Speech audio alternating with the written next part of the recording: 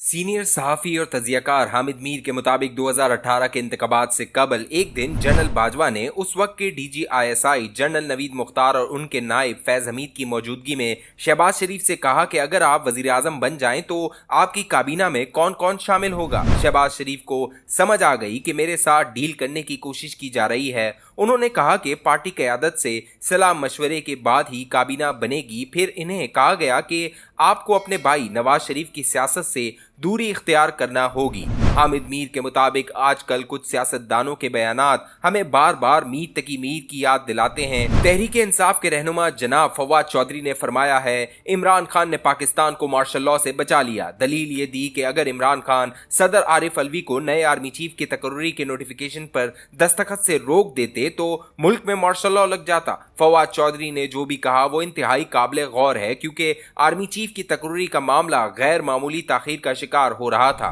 कोई माने या ना माने, लेकिन एक तरफ जनरल कमर जावेद बाजवा दूसरी मुद्दते मुलाजमत के एक्सटेंशन के लिए सरगर्म थे, दूसरी तरफ एक साहब मुस्लिम लीग नून और पीपल्स पार्टी की क़यादत को ये यकीन दिला रहे थे कि अगर उन्हें आर्मी चीफ बना दिया गया तो वो इमरान खान को नीस्तो नाबूद कर देंगे और इनका फैज़ गैर मशरूत होगा। न जाने बाजवा और फैज़ मिलकर खेल रहे थे या एक दूसरे को धोखा दे रहे थे, लेकिन ये तय है कि GHQ से वजारत दिफा को आर्मी चीफ के लिए नाम भिजवाने की समरी में ताखीर बहुत सोच समझ कर की गई। आखिर में जब समरी भेज दी गई तो ख्याल था कि अगर वजीर आजम शहबाज शरीफ ने जनरल आसिम मुनीर को आर्मी चीफ बनाने का फैसला किया तो इमरान खान सदर आरिफ अलवी को इस फैसले की तस्दीक से रोक देंगे। एक नया बहरान पैदा हो जाएगा और मार्शल लॉ के हालात पैदा हो जाएंगे। फवाद चौधरी बुरा न मनाए तो अर्ज है कि जब वजीर आजम ऑफिस ने समरी सदर आरिफ अलवी को भिजवाई तो हमारी इतला के मुताबिक उन्होंने इस पर दस्तखत कर दिए। दस्तखत करने के बाद वो वजीर आजम के हवाई जहाज पर लाहौर गए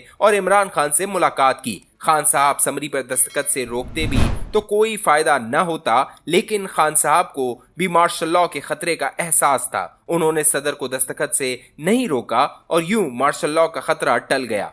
फवाद चौधरी का बयान पढ़कर मुझे मीर तकी मीर का ये शेर याद आ गया, उल्टी हो गई सब तदबीरें, कुछ न दवा ने काम किया। मार्शल लॉ किसने लगाना था? जाहिर है जनरल कमर जावेद बाजवा ने लगाना था, जिनकी जबान से मैंने मार्शल लॉ की बात एक दफा नहीं बार बार सुनी। इनके दिल के किसी गोशे में 5000 अफराद को लटकाने की एक ख्वाहिश अक्सर अंगराइयां लेती थी। ये ख्वाहिश इनकी जबान पर तड़पती लेकिन फिर वापस दिल में जाकर सो जाती। रिटायरमेंट से कुछ दिन पहले नेशनल डिफेंस यूनिवर्सिटी की एक सिक्योरिटी वर्कशॉप में कई घंटे तक उन्होंने खिताब फरमाया। यहाँ भी आगाज में तो यही कहा कि फरवरी 2021 में फौज ने सियासत में मदाखलत न करने का फैसला कर लिया था, लेकिन अगले ही लम्हे कहा पाकिस्तान में मार्शल लॉ लगाना बहुत आसान है और हमारे पास हर वक्त इन लोगों की फहरिस्तें तैयार होती हैं जिन्हें मार्शल लॉ लगाने के बाद गिरफ्तार करना होता है। मुझे मुखातिब करते हुए कहा कि कभी आपका नाम हमारी फहरिस्त में शामिल हो जाता है, कभी ड्रॉप हो जाता है।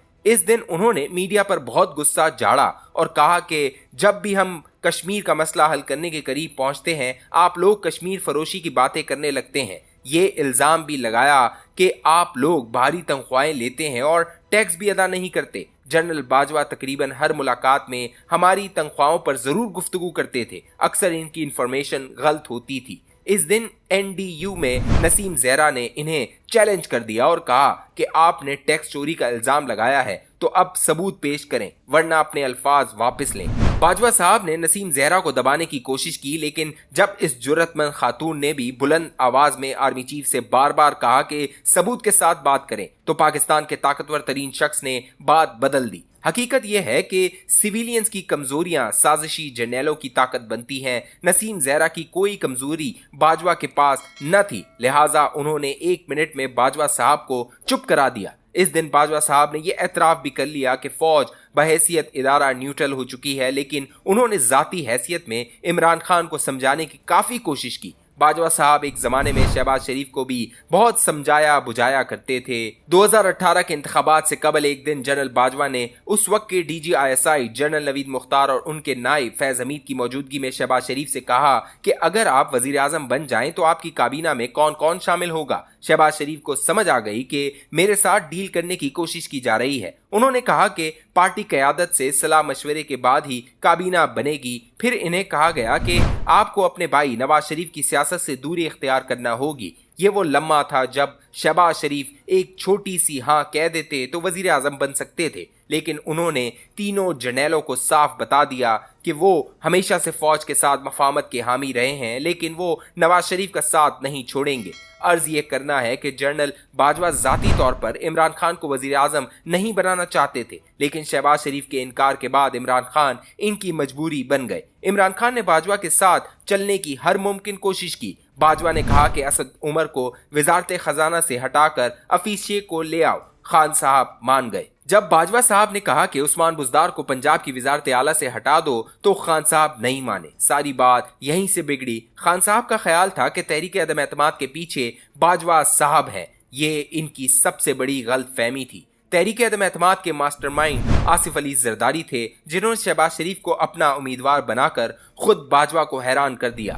باجوہ صاحب نے آخری وقت تک عمران خان کو بچانے کی کوشش کی، یہاں تک کہ ایک ریٹائرڈ بریگیڈیئر کو بلوچستان عوامی پارٹی کے رہنما خالد مکسی کے پاس بھیجا اور ان سے کہا کہ آپ عمران خان کا ساتھ نہ چھوڑیں، لیکن باپ والے باجوہ صاحب کے بھی باپ نکلے۔ خالد مکسی نے براہ راست باجوہ کے سامنے بیٹھ کر کہہ دیا، مارشل لاء لگانا ہے تو لگا دو، ہم اپنا فیصلہ نہیں بدلیں گے۔ جب شہباز شریف وزیر اعظم بن گئے تو اس کے بعد باجوہ صاحب نے پرویز الہی کو ان کے خلاف استعمال کیا اور پھر چیف الیکشن کمشنر راجہ سکندر سلطان پر دباؤ ڈالا کہ آپ یا تو نئے انتخابات کا اعلان کریں یا پھر استعفیٰ دے دیں۔ راجہ صاحب نے جس جگہ اور جس انداز میں انکار کیا، اس پر تو پورا کالم لکھا جا سکتا ہے۔ انہیں باولپور سے بھی پیغامات آتے رہے کہ آپ نئے انتخابات کا رستہ ہموار کریں، لیکن راجہ صاحب نے سب کو بے فیض کر دیا۔ بہت سے راز سامنے آنے والے ہیں، بہت سے چہروں کا نقاب اٹھنے والا ہے۔